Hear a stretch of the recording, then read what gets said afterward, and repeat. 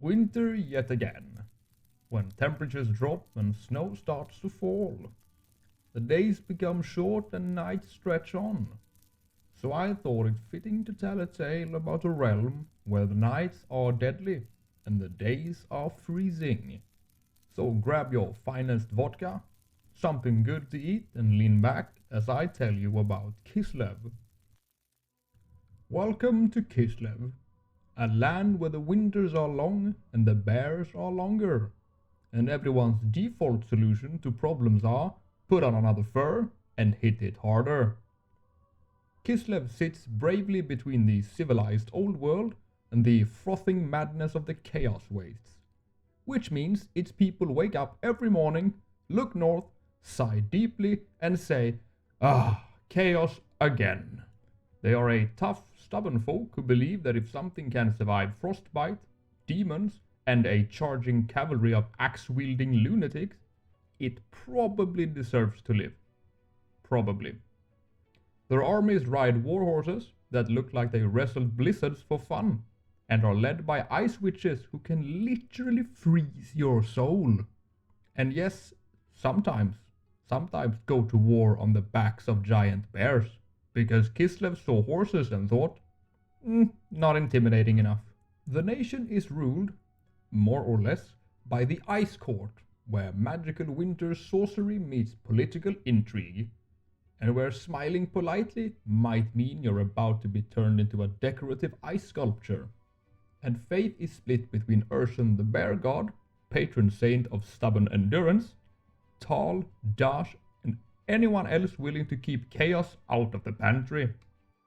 Culturally, Kislevites are proud, loud, and fiercely loyal. They sing songs about doomed last stands, drink like the cold personally insulted them, and consider hopelessly outnumbered to be a starting condition, not a problem.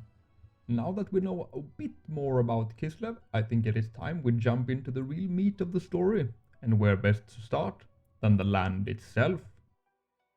Kislev's geography is not accidental.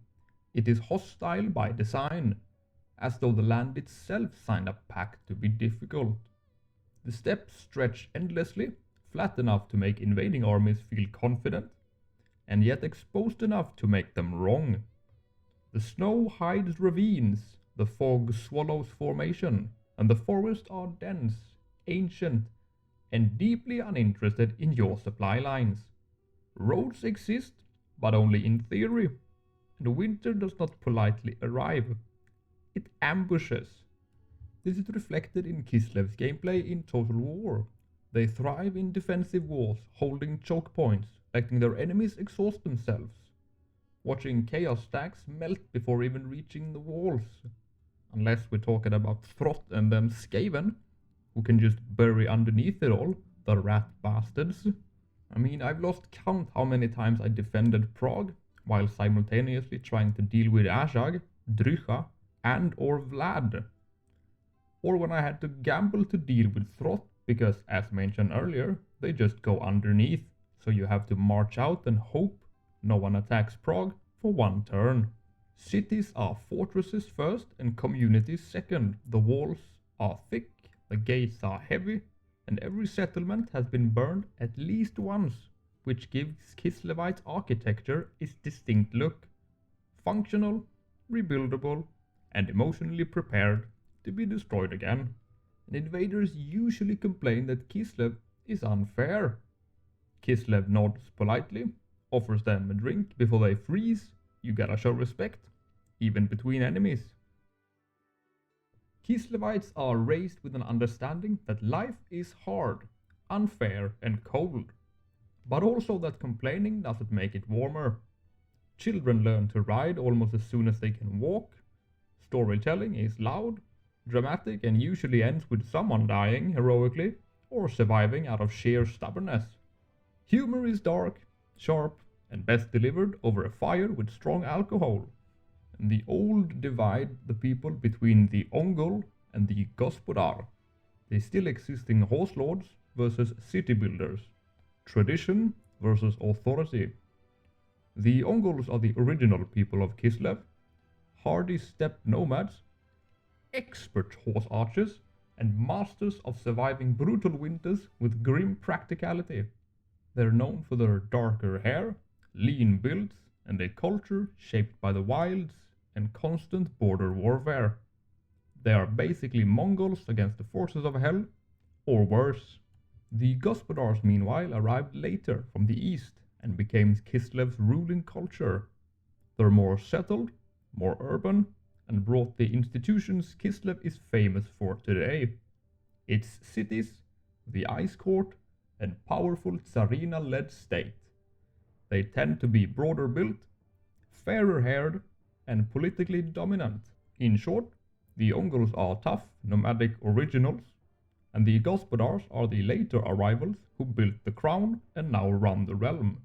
But centuries of near annihilation have taught them a valuable lesson. You can argue after the apocalypse is postponed. When chaos comes south, ancestry matters less than whether you can hold a spear. Magic in Kislev is not about transcendence, it's about control. And Total War depiction of the Ice Court magic is perhaps the clearest window into Kislev's soul we have. The Ice Witches do not cast spells so much as they impose order on reality. Winter is shaped into weapons, barriers, and silent judgments. Their power is beautiful, terrifying, and deeply personal. An Ice Witch does not shout incantations. She decides something will freeze, and reality complies. Ice Witches are respected, feared, and slightly resented because their magic always works. And nobody wields the frost better than Tsarina Katarin, current ruler of Kislev, and in Total War she is indeed a force to be reckoned with, especially with her bear slay. I don't know about the Frostworm since I do not own that DLC, I only heard it was a bit shit. Katarin is all that Kislev needs her to be.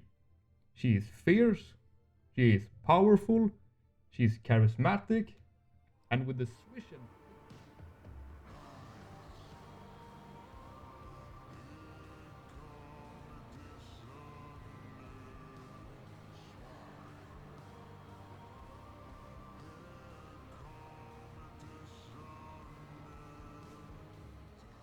Whoa, I lost my train of thought for a moment. Where were we?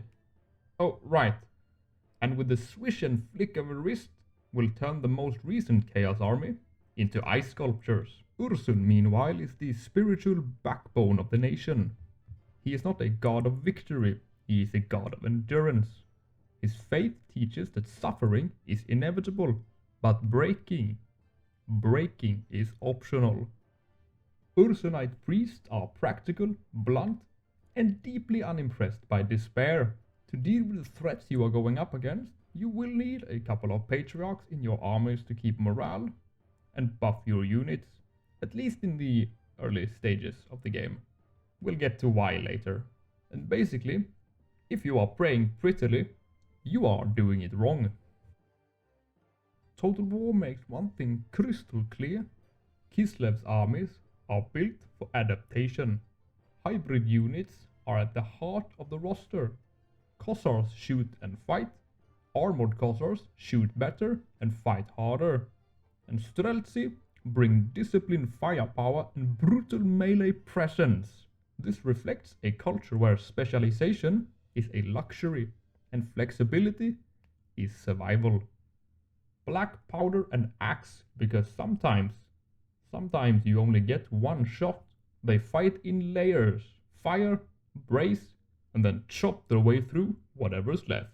Winged Lancers, on the other hand, is tradition weaponized, and whenever you wanna blast Sabaton whilst watching your enemies get trampled.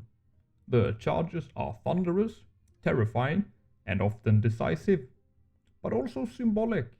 They remind everyone, especially the enemy, that Kislev still remembers how to go on the offensive. And if you wanna charge even harder and look even more symbolic, the Griffin Legion is also at your disposal. And then come the bears. They are the logical conclusion of a culture that looked at war and said, you know what? This would be easier with bears. Each one is a walking legend, half warrior, half avalanche. And this is the equivalent of the Empire's hellblasted doom stack. You put 19 of these in a stack, and they will decimate anything in auto resolves. And if you have Boris Urson, it's even stronger. Kislev's history does not trend upward, it oscillates. There are golden years where trade flows through Erengrad, festival light the streets, and the borders feel quiet. Then the north starts to stir, and the sky darkens. Drums in the deep. Wait. The map becomes smaller, and you are always under pressure. Fronts open unexpectedly, the allies you have crumble, chaos stacks spawn where they shouldn't. You rarely feel safe, and when you do, you're already planning for the next invasion. The villages vanish, the fortresses fall, and refugees flood south. And then the counterattack comes. Not glorious, not triumphant, but determined and relentless. Kislev's gameplay can be summarized in 6 major points.